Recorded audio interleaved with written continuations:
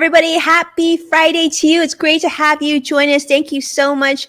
And as you know, today we have a very, very special show. Thanks so much for joining us. And usually we're on Thursdays. Today we're on Friday. But let me ask you this. Have you ever wondered what tech announcements happened this week? Well, there's a lot of news coming in today. You're in for a treat. Well, you're also wondering about financial news and what news that you can use to really make an impact on you and your wallet. Well, you're in double luck because we're going to talk about that as well. Welcome to In the Loop with Winnie and Greg. I'm Winnie Sun, longtime financial pro, Forbes contributor, CNBC council member, and it is a treat to be here with you. Happy Friday, but first of all, someone I've been missing. Greg, it wasn't quite the same without you here yesterday. I felt a little off. I know we didn't go on yesterday, but I'm really glad to see you. I feel like we still have another day tomorrow before the weekend. I mean, do you feel different today? Yes, it feels off just a little bit because it was the same thing yesterday. I had all my reminders going off like the show's happening. I'm like, no, it's not today. It's happening tomorrow. It's happening on Friday, but we are here. And hello, everybody. I am Greg Nibler, and thank you for joining us, whatever platform you're watching on. Appreciate it a lot. I'm a tech reporter. I've been a journalist for that for a long, long time. And we do have some really cool things to talk about this week. There were a lot of announcements that came out, but we're going to focus on a couple really big ones that we'll kind of go over, and I'll recap what happened and maybe answer any questions that people have. And we've got another special segment coming up on this episode with special guest Aaron Keeney, who's going to talk about some of the biggest movies that are out and give us a spoiler-free review of those, including Dune, which I will say I actually saw it last night. No spoilers. Yep, I went and saw it. I couldn't wait. I had to go see it. And I will not give any spoilers on it. I'll wait for Aaron to talk about it. But I'll have maybe a couple of things I can contribute on that. But that's all coming up. I want to know what you feel like. Because Greg, I feel like you've always led us right. I mean, all the shows you've been telling us to stream. I'm really interested to see this because this looks like a big one. Yeah, it's huge. So I'll have some things to say on that one. But I know we've got a lot of other stuff to get to here, just like you were saying, Winnie, with some big financial news and different ways to help balance that out. And I'm excited to hear what you have. Well, thank you so much, Greg. I got to tell you, I can't wait to hear your news as well. And yeah, what a treat to have to see what you hear, what you're going to say about Dune, because I've been looking forward to that movie too. All right, let's start with the market and get right to serious stuff first, right? Well, we're ending a week that's, plus or minus kind of good, kind of not so good. Now, the Dow closed up 73 points. The NASDAQ closed up 125 points, and the S&P closed down 4. So actually, NASDAQ was down 125, S&P down 4. And so those of you who are invested in tech, you probably saw a little bit of pain today. In fact, shares of Intel did retreat as well. Unfortunately, as you know, there's been continued concerns about supply chains, and the semiconductor industry has definitely felt a lot of that pain. They had a revenue miss this last quarter. We also saw some pain in the social media space, believe it or not. Snap definitely reported that their advertising business has declined significantly. They blame it to Apple's privacy changes. Not sure how much that has to do with it, or if less people are now going to Snap and maybe jumping on some of the newer platforms. We don't know. But Snap did drop by 23%. Now, Facebook and Twitter, though, they did come back a little bit, up about 3% around that area. But on other news and technology, we definitely saw a nice boost. Maybe they knew that we were going to do In the Loop today with Greg, and they're like, you know what, we got to keep up with that. But Tesla was up over 1%, following 3% up yesterday. So that continued to do well. Netflix, eBay, Microsoft all saw actually new all-time highs. So those of you who have been following those companies probably saw that boost as well. But one area, Greg, that I think that I really want to talk about is the discussion about travel. Because as we know, we're going into the holidays, right? Halloween's in just a week from now. And this is usually a very popular travel season. But I would say probably as things start to feel a little bit more normal from the pandemic, more people are traveling. But the question is whether or not the airlines are going to be ready, because as you probably heard just recently, between October 8th and the 13th, Southwest Airlines canceled more than 2,000 flights, losing them about $75 million in revenue. This is huge, and they're expected to trim their schedule once again before the holidays. And, this is just added to so many other companies suffering: United, American Airlines, Delta. And then there's talk about obviously the vaccine mandate and whether staff is going to be cut more because of that as well. And so a lot of people have been talking about what are the best ways to book a flight to avoid having too much damage in terms of your schedule, but most importantly, your wallet too, as we go to travel. And I'm guessing, Greg, you must have experienced this. I mean, I know us individually, we both travel a lot. I've been through a lot of cases where I've been bumped from flights, I have flights canceled, you know.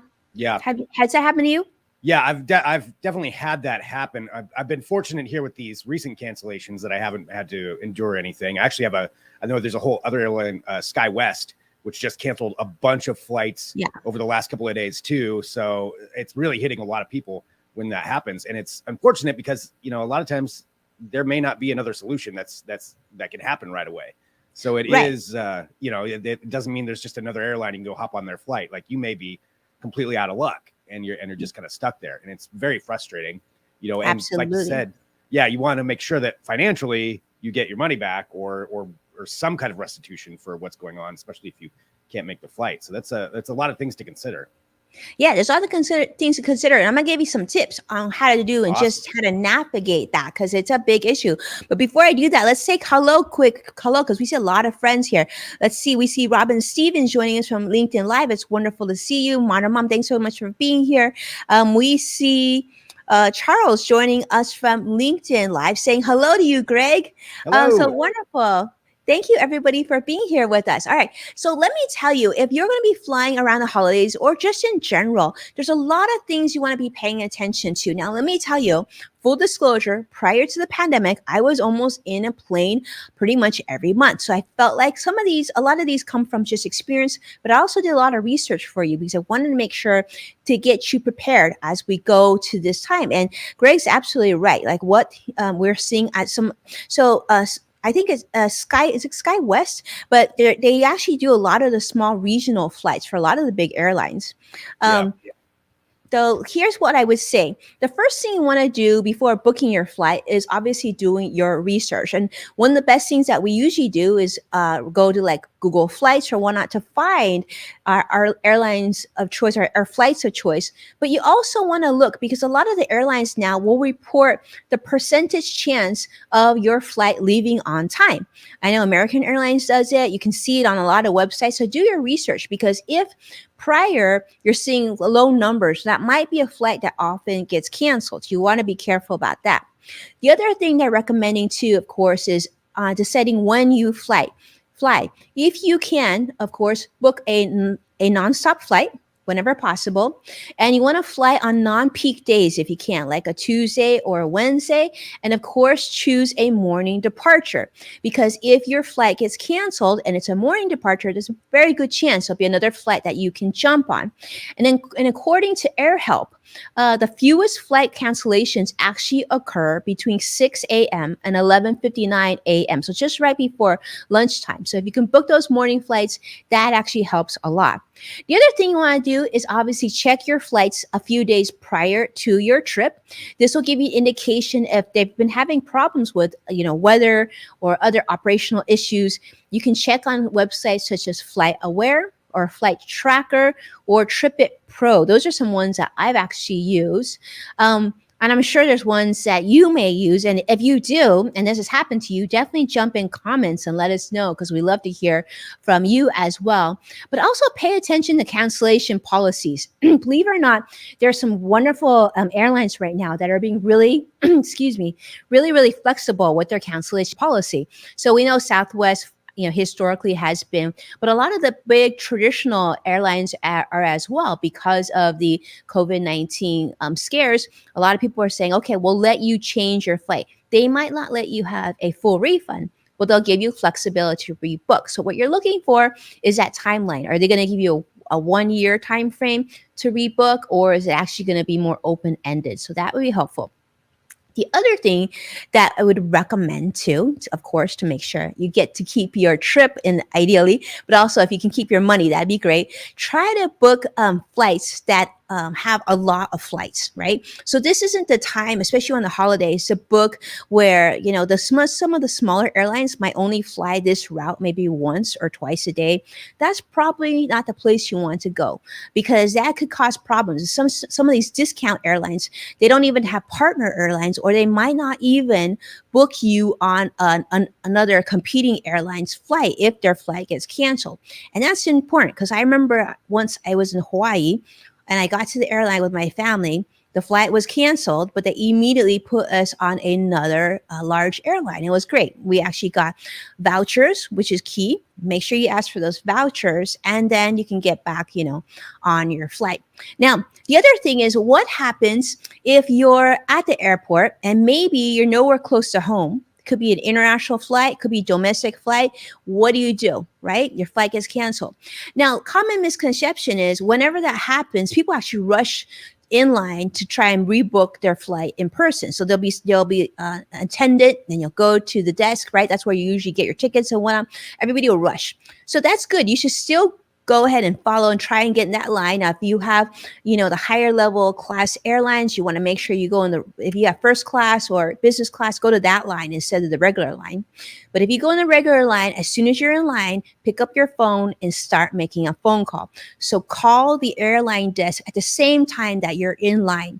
I did this and it actually saved me, because sometimes when you get bumped, the next plane might only have like six seats left, and there might be 12 people in front of you in line. So jump on that. Sometimes the agent will pick up faster, book you on, and you can be on your way.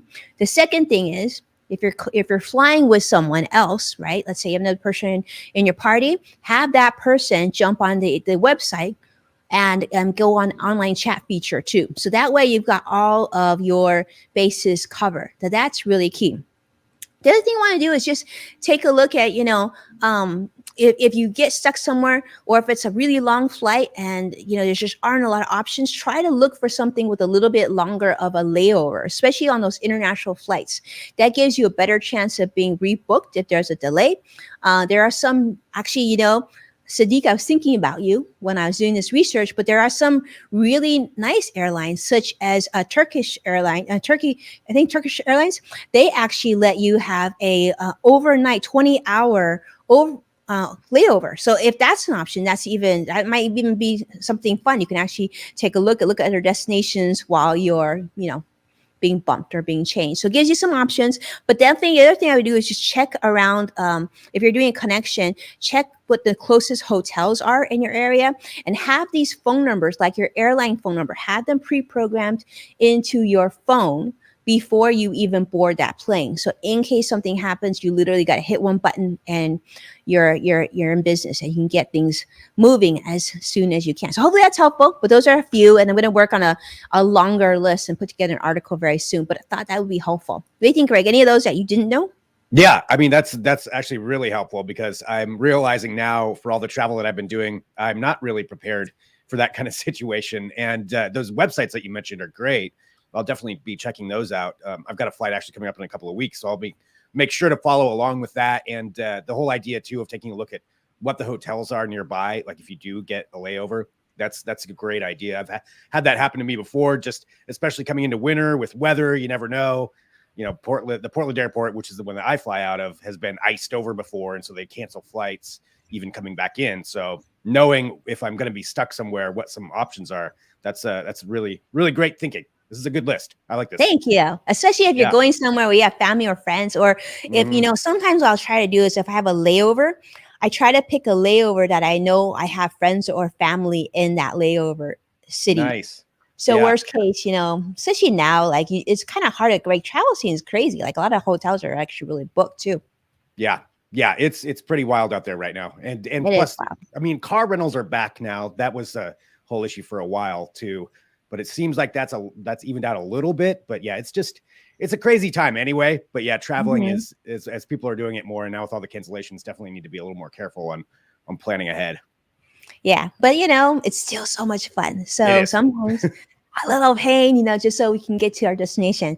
Awesome. But I know there was a big week for you, Greg, right? I know you Yeah. were really busy. So actually, to be honest with you, I was going to do some research on some of the news that came out this week. I'm like, hold up, I don't need to do that. I'm just going to wait. I'm going to wait till Greg tells me. So what happened this week? Because I know just before we jumped on, one of my producers was asking me about MacBook Pros. I really Yeah. want to hear this news.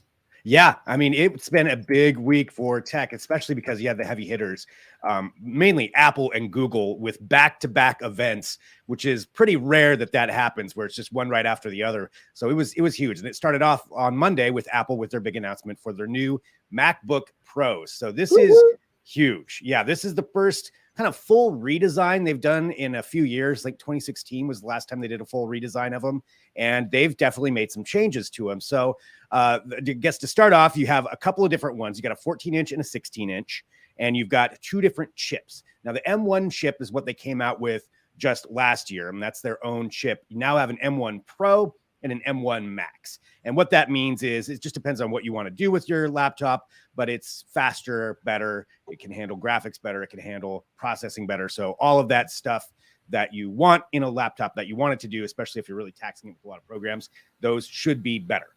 It also can handle a better display and everything along those lines. So pretty cool. One of the main things, though, that I want to highlight for the redesign is this is something that I feel like everybody who uses a laptop, which is everyone, has had an issue with that. And that is the fact that we see less and less ports on laptops, right? I mean, how many times are you like, oh, I don't have enough space to plug this in. So you get all the dongles. Well, they've changed that now. So they brought back more ports. You have USB-C ports. Woo-hoo. You have a MagSafe charger on there. You've got an HDMI connection. You got a Thunderbolt connection. So they put more ports back in it. And I think that's a good regress that they did with that. I think more ports is better. Especially I heard that. Right? I heard that, Greg. I was excited about that because one of the articles I read was saying that Apple's being really smart, still paying attention to design, but now also very much paying attention to productivity, which giving us more ports. Oh, Greg, I don't know. That to me is like music to my ears. Is that sort of swaying you in that direction though? Are we seeing like a Greg MacBook Pro marriage soon? I think we might. I don't know if it'll be this one, but it seems like a pretty great machine. But I'll tell you what, a couple of things to think about too when you're going to be getting this. So as they're highlighting right there, you have better speakers on it. Spatial audio is a big feature now. And that's with the AirPods as well. But the price is pretty high on these. Now, MacBook Pros are pretty expensive normally, but these the starting for the 14-inch is $2,000. Okay. And then the 16-inch is $2,500. And that's just the base. Now, you can add on more memory, more RAM, all that stuff. I think you can get up to somewhere around $6,000 if you really beefed up and got all the bells and whistles. But that's something to consider when you're stepping into it. But this is a machine that should be able to handle a lot of things. Like if you're going to be, especially, I mean, the way I look at it is for like video editing, and just how much you need. Like you need a lot of power to do that, especially if you get into 4K stuff. And this is the laptop that can do that. So Greg, so it's called Appleflation, right? So the iPhone was starting to get to the price of the iPad. And then even the laptop, and then the iPad, and then now the computers or these MacBook Pros are getting to the price of cars. I mean, yeah, there's somebody made a comparison of that, of all the cars that you could buy for the price of a high-end Apple MacBook Pro. It is crazy. But yeah, this is what they came out with. So I think it's a pretty exciting thing. It'll be interesting to see what that does, just the pricing wise for some of the older models. Will we see a drop in those? Are people going to be rushing out to get these? You can pre-order now. I have to double check when they actually come out, but you can pre-order it right now. But yeah, this is that was their big thing. The other thing they announced as well from the MacBook Pro side, then you also have the new AirPod 3. So the AirPods 3, this is the third generation of those. And they look a little bit different. Like the Golf T stem is a little bit shorter. It looks similar. Yeah, they're very similar, but it's just a little bit shorter. And it kind of falls in between the regular AirPods and the AirPod Pro. And it falls in line with that with price as well. So it's $179 for these ones. A lot of times you'll see sales on AirPods. So that's something to keep an eye out for as well. Sweat and water resistance. So not proof, but sweat and water resistant. So you'll be okay if you're working out with these things, and also incorporating more of that spatial audio aspect that they've been talking about, which is the idea that things sound like where they would be. So you can be listening to something and it could be coming from the front of you to the right, and then the other time it could be down to the left, and it'll sound like things are coming from where they're meant to be, if that makes sense. It's a pretty cool feature. Spatial That audio is really cool. Yeah, it adds a lot. Yeah, it looks really cool. I definitely see people who, like Curtis, who we were just talking about, who do, editing a video, and they need that like really, really great quality. And people who love to hear music, I think this might be a really fun gift idea. But I will say, Greg, my question is this. There's a lot of talk about not being able to get goods, right? Supply chain issues. Yeah. Is this going to be issue for like this holiday season for people who are thinking about getting this for the holidays for gifts and whatnot? I'm guessing this could fall in the line. I mean, it's entirely possible. Yeah. I mean, it's such a hard thing to really predict because there's so many factors. I mean, there was a shortage on processors and a shortage on just actual manufacturing. And now we have just the supplies can't get here because they're sitting in freights, in freight off the coast. So hard to say on that. Yeah. Whether or not you're going to have an issue. I wouldn't be surprised though, if things did get delayed a little bit at least. But yeah, something to factor in there. If you're wanting it right away, you may have to wait. And that actually falls in line with what's happening with Google. So I guess going from Apple to Google, the other big announcement this week is their new phones with the Pixel 6 and the Pixel 6 Pro. So the 6th generation of the Google Pixel phone. And this is a pretty impressive looking phone. Well, I mean, looks wise, there are people we've known what it was going to look like for a while. And I think, everybody's got their opinions on that band for the cameras, whether they like that or not. I think I've heard a lot of people say they don't like that band there. I don't know what you're talking about, Greg. Yeah, but I don't know where I heard that from. So there's that aspect. But the cameras themselves are pretty great. And that's one of the things that Google is always really focusing on, is both their cameras and then the fact that they can integrate all of this software into it because it's their phone. They've built a lot of really cool features into it, and that's what they were highlighting with this one too. So they're using their own processor. Everybody's getting their own processors now. So they've got their Tensor processor, and that'll kind of need to be put to the test to see how it handles everything. It's Olympic competition of processors, Greg. We're going to have to see, whichbody now, like you can't blame Intel or Broadcom or somebody. Now it's like down to you. Like you're going to do it. You better do it well. You better do it well. Yeah. So let's see. Yeah. And we'll have to see, how it all works out. But a couple of the things that they were highlighting for this. So when it comes to the software side, they've created this thing called the Magic Eraser tool.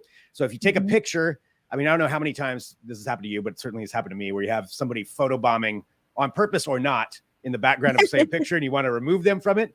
You can just click now and it will completely remove somebody out of the picture or that's awesome.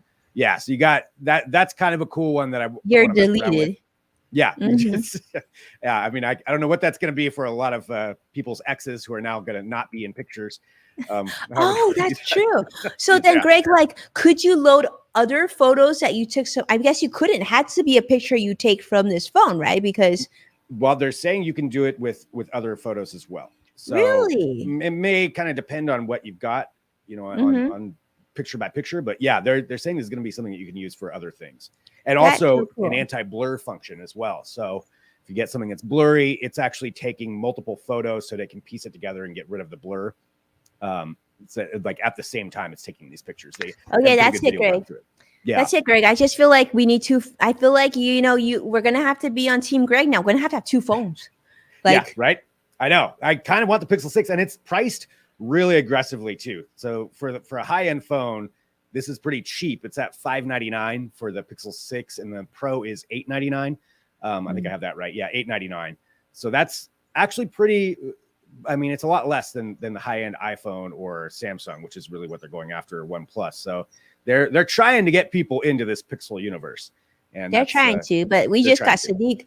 Sadiq, we got Sadiq moving to Apple because Sadiq is telling us today he has a confession. He says he bought his something at the Apple online store. So, big I mean, for him. Mm-hmm. It's everybody's got the shorter side of it though. The Pixel 6 was actually selling out really quick on the website for anybody to even get one. They So may if you're have thinking about restocked getting now. one, don't hesitate, huh? Yeah.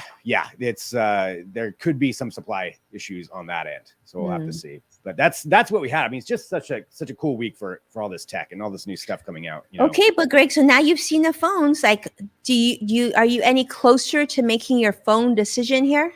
I need a new phone. I'm very interested in the Pixel 6. Right now that may be the leader for me. The Pixel 6 versus I know.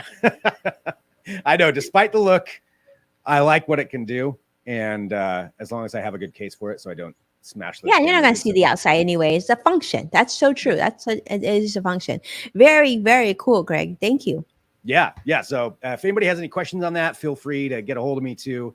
Happy to talk about any of that. But I know we need to get to our special guest today as well, because probably everybody knows Dune is out. Dune. This is, I went and saw it last night, and I am not going to give any of my opinions away until we hear from our special guest. But we have joining us today, we have Erin Keeney, and Erin, I think, is in backstage right now, so we're going to get her on. Welcome, Erin. Oh, thank you for having me. Hello. Yeah. Hi, Erin. Hi there, Greg. Hi, Winnie. And Winnie too. Yeah, Winnie, Erin. So there we go. On-air introduction. Pleasure. It's a pleasure. There's so much going on, with movies and everything streaming and all this stuff happening. And I know you keep up to date with all that. For anybody who doesn't know, Erin is always well informed on everything that's going on in entertainment. So it's always fun to hear your thoughts and opinions on this. It. And I know you've got a lot to get to, but I think we got to start with Dune. You got to tell us. Yeah. We have to start with Dune. And, to both of you, it's always fun in this job when you get to talk about a great movie, and not just a great movie, but a great movie that we get to see in the theaters if we want to this weekend. So that's incredibly exciting. Yeah, Dune. I mean, the biggest news, right, in theaters right now. I want to start by saying this to both of you and to the audience here. Okay, Dune, I'm familiar with the story. I vaguely remember in the 1980s, seeing the movie out of the corner of my eye, and my brother and his friends were watching the film. But I come to this story as kind of a newcomer. So when I went to the press screening last week, I didn't have any expectation, right? I went in, I knew it was about 2.5 hours. By the end of the movie, I wanted more. I didn't want it to end. Whoa. I truly enjoyed this movie. And again, just coming as a complete novice to the film. I mean, you both know that this film is based on the 1965 sci-fi masterpiece by Frank Herbert. And over the years, there have been a lot of different adaptations, attempts to bring this story to film. In the 1970s, there was a miniseries in the year 2000. And then there was David Lynch's famous 1984 attempt. And, that director, he even deemed that movie such a disaster that he kind of washed his hands of it. And he said, I kind of disown that version. So it's a pretty brave attempt, to bring this to the big screen. And my review in general, I think that this adaptation of Dune got it right. They got it right this time around. So Greg, I'm going to be interested certainly to hear your thoughts as well, because I know that you're a fan. Can I tell a little bit about the backstory for people who don't know? Yes. About this story. Yes. Okay, so this film, I'm kind of talking like I'm talking to my friend's parents, like here's where we're at. Okay, so this film takes us many millennia into the future. Okay, so there's these noble houses that control different planets. They're fighting, of course, because it wouldn't be a movie if there weren't, these feuds. The most coveted is the desert planet Arrakis, or Dune. And the reason it's so coveted is that planet holds this life extending very powerful substance called spice. So this is the most precious resource in existence. Okay, the spice is what everybody wants. So in this film, we follow Paul Atreides. He's kind of the main character here, played by Timothée Chalamet, who is expertly cast in this role. He's this gifted but coddled young man born into this great destiny beyond his understanding. So he has these dreams and visions throughout the film of kind of what he is supposed to do, in this life. And in the film, we see him travel to the most dangerous planet in the universe to ensure the future of his family and his people. So it is stressful. It is very stressful in a lot of ways, this mission that he's on. Like I said, Timothée Chalamet handles himself expertly in this role. We also have Rebecca Ferguson Ferguson, who plays his mom. To me, she was such a standout in this role. She really brings the warmth and character to a film that can be a little bit icy, just because it's a sci-fi thriller. So she brings the warmth and heart to the film. Oscar Isaac plays the father, who's also the Duke of the planet. And of course, we see there the incredible Zendaya and Javier Bardem. They both show up as the oppressed indigenous the Fremen people. So we're hoping to see more of them. I certainly hope to see more of both of them in the sequel, if there is a sequel, fingers crossed. Josh Brolin is also in this, Charlotte Rampling, Stellan Skarsgård. So basically there's no B team here. Everywhere you look, it's A team. Yeah. Every character that they introduce on screen, you think, oh my God, there's Javier Bardem. He's doing this. It's just incredible. So this is directed by Denis Villeneuve. And you both probably know him from, he's a French-Canadian director, and he's known for his Oscar-nominated film, Arrival. Do you remember that one in 2016? Yeah. Big Oscar nominee. And he also did Blade Runner 2049. He signed on to direct this. This was his dream project since he was a child. He said everything in his career was building up to be able to direct this film. And he creates these really awe-inspiring, technical worlds. They're just so stunning, and they're so immersive with the sands. And he creates these cavernous fortresses and these futuristic spacecraft that you see there. They look kind of like dragonflies. And of course, these terrifying sandworms, if you know the story, they're a big part in this film as well. So just aesthetically alone, it's absolutely impeccable, in my opinion. But Winnie, too, I don't know if you are a fan of this series as well, but I want to add something else that I really liked about this. Villeneuve opted to split this complicated story into two parts, right? So this is just the first part of everything. And for people who are fans of the book, I think they're going to be really happy, because this is a very faithful retelling, of this complicated story. So I think people will be happy with that. What I personally loved about this movie was it is apparent that Villeneuve and the storytellers really wanted the newbies, and the novices to come along and be part of this story. So he really plays up the subtext, of the plot, and he kind of helps all of us who are new to this get into the story, and and it resonates on a deep level in many, many ways. So, I love that story. Yeah, which I love, because sometimes in these films you think, oh my gosh, do I even want to see that? Because there's going to be, I didn't read the book. Yeah. Right. Or all these obscure references, and I'm going to feel left out of the club. So I really appreciated that. It was clear that he wants everybody, to experience kind of the magic of this story. So like I said, it's a coming of age story. It's a psychological thriller. It's philosophical. There's still no word yet. There's no green light on a sequel, but I think it would be hard to pass up a sequel. It would have to bomb at the box office to not get a sequel at this point. So highly recommend it. I loved it.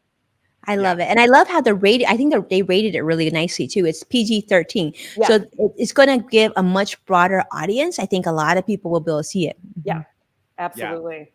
Yeah. I mean, I will say, just from my experience, and I'm new to the book, so I love sci-fi, but Dune has not been one of those worlds I've really gotten into. Okay. I've been listening to the audiobook, and I've had my ups and downs with that, but watching this movie, it was so great.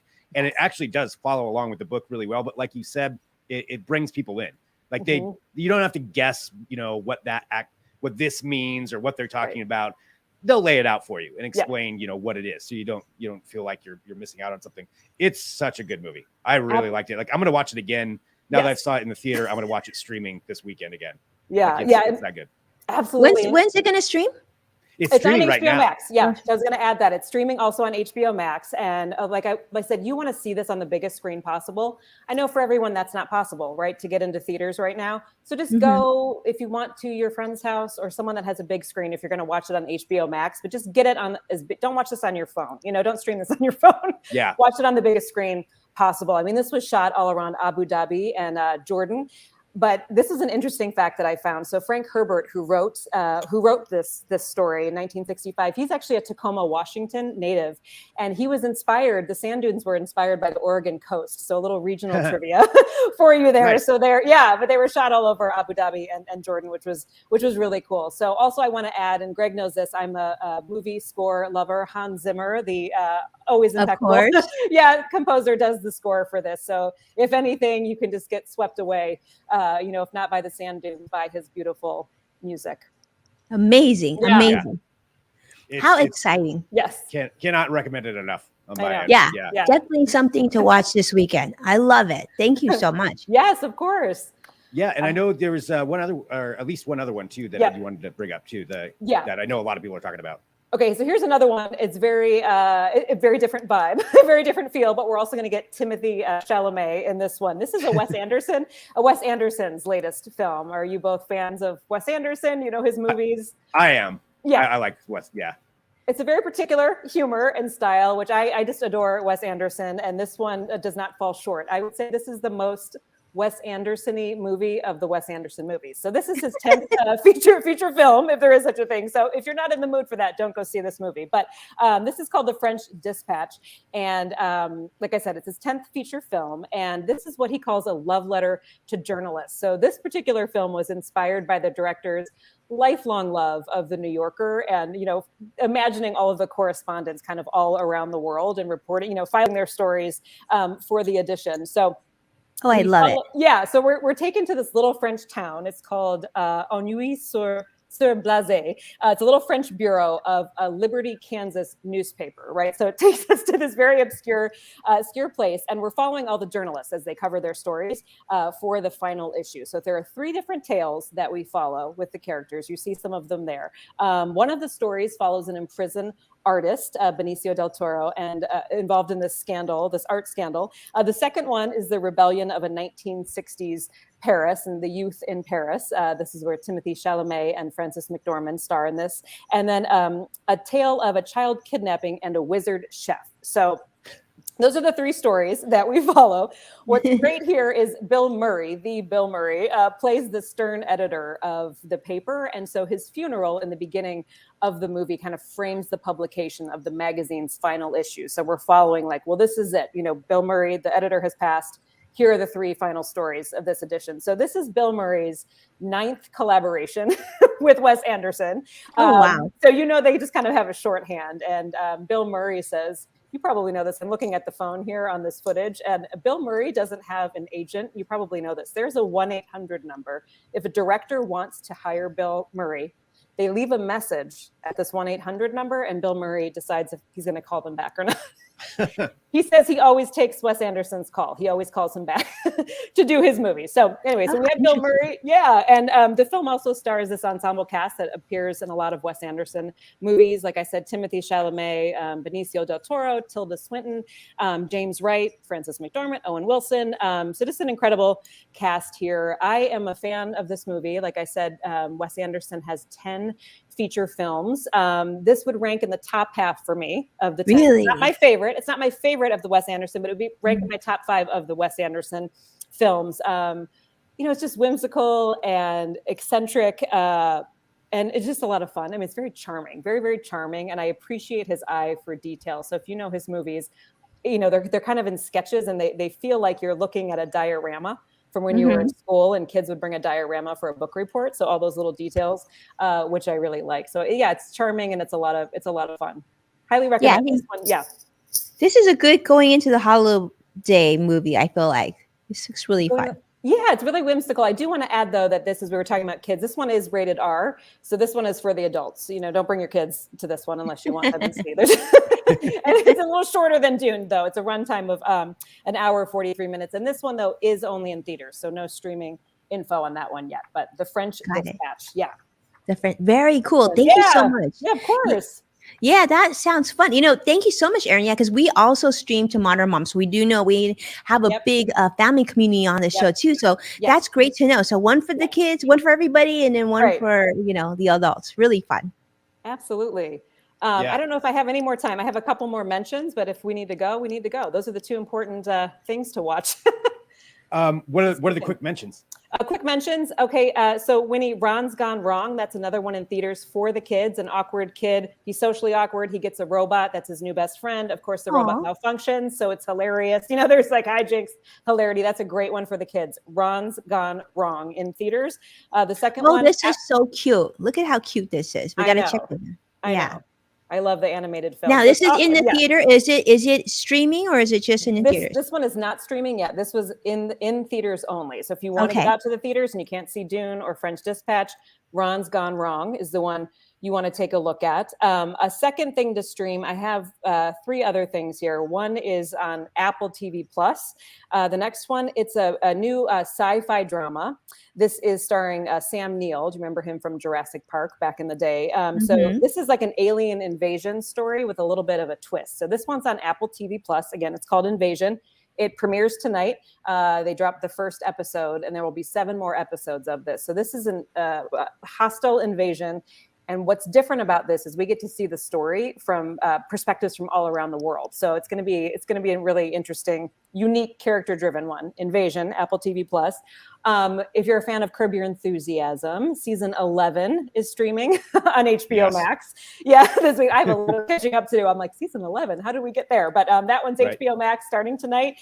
And then finally, I'm really excited about this one. I normally don't tune into cooking shows, but this one is interesting. So this is from acclaimed chef David Chang. This is going to be streaming on Hulu starting this weekend, and it's a new docuseries. It's 6 parts called The Next Thing You Eat. So you might know David Chang. He has a show. Is he from Momo? He's from Momofuku, I think. Exactly. Yep. Right? Exactly. Yes. And he does Ugly Delicious, that show. And so this is a new show that's looking at all the possibilities of tomorrow when it comes to food. You know, how we're going to use our resources. The futurist of food. Yeah, the future of food. So robots, robots. That's what I have on here. Lots of robots, and just kind of rethinking how we're going to be eating in the future and using our resources, you know, to feed ourselves in the future. So that one should be a lot of fun. There's some buzz around that. And that one's streaming on Hulu starting tonight. So those are the streams. And I have one little piece of nostalgia that you both might care about. The Peanuts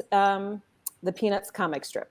Were you fans of the Peanuts comic strip? Okay, so do you remember they did the movies weeknights? They had special movies premiere for 55 years. So these first premiered, you know, back in the 1960s. Last year, Apple TV bought the rights to these films, and there was incredible backlash. So it was the first time in 55 years that these did not air, you know, on a Sunday night, the Peanuts specials. So this year, Apple TV worked with PBS and PBS Kids to bring the Peanuts specials, holiday specials, back to the airwaves. So this Sunday, you can watch the old-fashioned way. It's The Great Pumpkin, Charlie Brown on PBS, PBS Kids, or on YouTube. So for a lot of Peanuts fans who like the kind of nostalgic holiday movies, they are back on PBS and PBS Kids. The one thing to note is you do have to watch these the more old-fashioned way. The app will not have them, the PBS app, and you cannot live stream them. So you got to figure out a way and check your local listings if you want to watch those this Sunday night. Oh, you mean like on regular TV? Like on a TV, yeah. Yeah, you know, I feel like, you know, it's not as easy anymore. I've extra, but you know, Google helps you with all this. Plus, I gotta say, for those of you, these are some great ideas, Aaron. And for those of you who want to have a really fun experience, let me just say that, you know, Aaron had mentioned, you know, watching Dune on the biggest screen possible. And I think that's great advice. But for those of you who want to look for like even like if you were doing one of those kid movies, might even consider drive-through. I did a drive-through recently to see Shang-Chi. It was so fun. Just food for thought. Okay. Those drive-in movies, yeah, those they have gotten such a rise in popularity, understandably, you know, in the last 18 months or so. The drive-in movie theater, right? Yeah, bring your own snacks, pile in the car. That's a great idea. That's a great idea. So just check your listings of where these all are at. Absolutely. Great. Well, Aaron, you know, thank you so much too for all of this and for all your knowledge on everything. And I'm gonna watch Dune again, and I'm gonna watch the French. I'm watching it too, Greg, this weekend.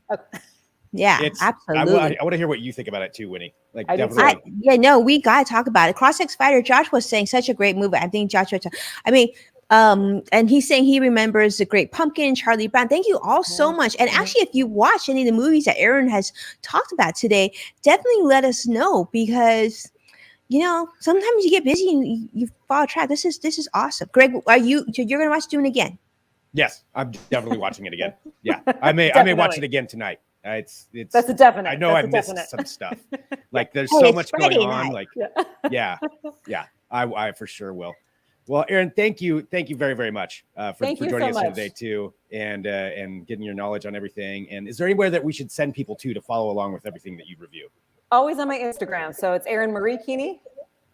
The handle Aaron Marie Keeney. Yep, they can follow me there. See what's Awesome. good.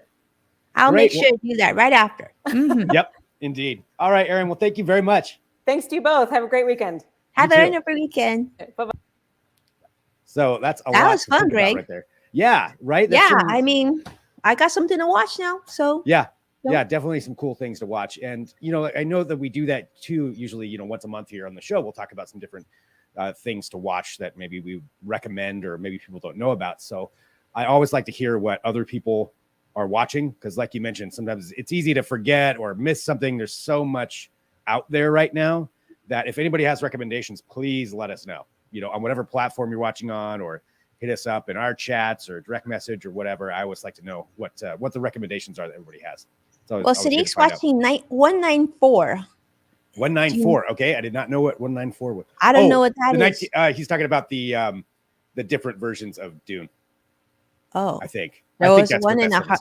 194. I think it's that. You know Must be what? I'm not 1994. super well versed in the Dune world, so I could be wrong on that.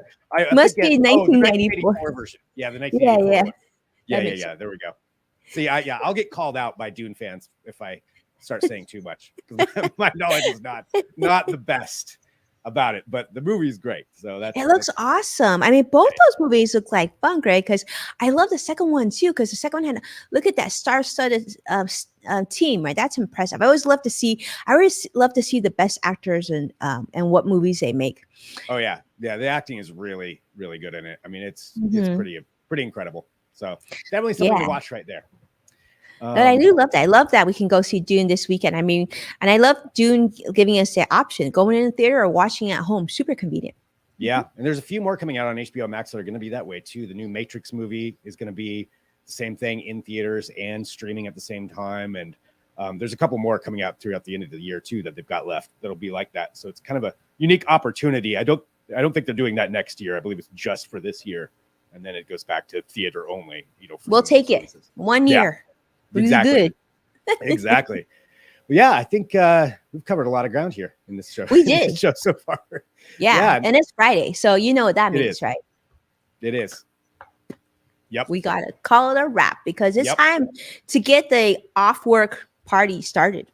Indeed it is. And that's why, thank you to everybody who's been watching along and joining us, and I know our days have kind of switched around a little bit. And next week, I believe we know which day we're going to be streaming next week. I believe next week we're going to shoot for Tuesday, which will be a treat because then we can start the week with you a little bit sooner. Yeah. And set up for whatever's going on. I mean, there's always lots to talk about. So we'll have plenty for that.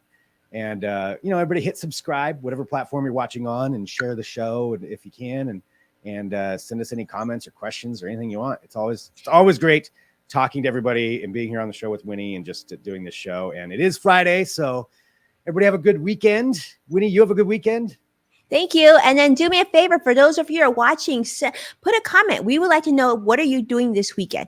Tell us what you're doing for the weekend so we can actually look for and celebrate you virtually as well. But yeah, have an amazing weekend. I guess I'll see you on Tuesday, Greg. Right here? Sounds great. Right here? Okay. All right. Sounds good. Be well. Take care. Bye, everybody. Bye-bye.